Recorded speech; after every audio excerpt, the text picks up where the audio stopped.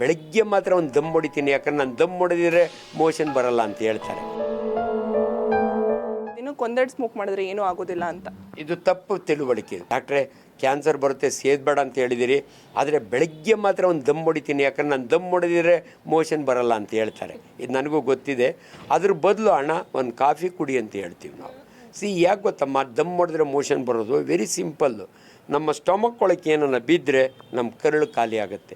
ಗ್ಯಾಸ್ಟ್ರೋಕೋಲಿಕ್ reflex ಅಂತೀವಿ. ಇವತ್ತು ಹಾರ್ಟಿನ ಬಗ್ಗೆ ಮಾತಾಡೋದಕ್ಕೆ ಮುಂಚೆ ಜೊತೆಯಲ್ಲಿ ಇದೊಂದು ನಿಮ್ಗೆ ಹೇಳ್ತೀನಿ, ದಯವಿಟ್ಟು ನಿಮಗೆ ಮೋಷನ್ ಆಗಬೇಕು ಅಂದರೆ ಎದ್ದ ತಕ್ಷಣ ತುಂಬ ಮಡಿಯಿಂದ ಗಲೀಜು ಕೆಲ್ಸಕ್ಕೆ ಹೋಗ್ತೀನಿ ಅಂತ ಹೋಗಬೇಡಿ. ದಯವಿಟ್ಟು ಏನನ್ನ ಕುಡಿದೋಗಿ ಏನನ್ನ ತಿಂದೋಗಿ ಯಾರನ್ನ ಒಬ್ಬರು ಒಂದು ದಮ್ ಹೊಡಿತೀನಿ ಅಂದರೆ ಬೇಡ ಅಂತ ಹೇಳ್ತೀನಿ ನಾನು. ಬಟ್ ಅದಕ್ಕೋಸ್ಕರ ಹೇಳ್ತಾರೆ. But smoking is smoking.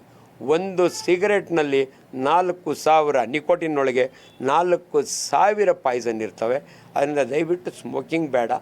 At the same time alcohol in limit is good for heart ಅಂತಾರೆ. It's okay, scientifically accepted. But ಲಿಮಿಟ್ನೊಳಗೆ ಯಾರೂ ಕುಡಿಯಲ್ಲ. ಇವತ್ತು 2 ಪೆಗ್ಗು, ನಾಳೆ 4 ಪೆಗ್ಗು ಹಿಂಗೆ ಹೋಗ್ತದೆ. ಅದರಿಂದ ದಯವಿಟ್ಟು ಇವೆಲ್ಲವನ್ನು ಅಂಡ್ ಇನ್ನೊಂದು ಮಾತುಗಳು ಇರ್ತಾವಲ್ಲಮ್ಮ ಜನಗಳು ಆಡೋದು, ಸರ್ವರೋಗಾನಿಕಿ ಸಾರಾಯಿ ಮಂದು, ಇದು ನಿಜವಾಗಲೂ ಕರೆಕ್ಟ್ ಅಲ್ಲ.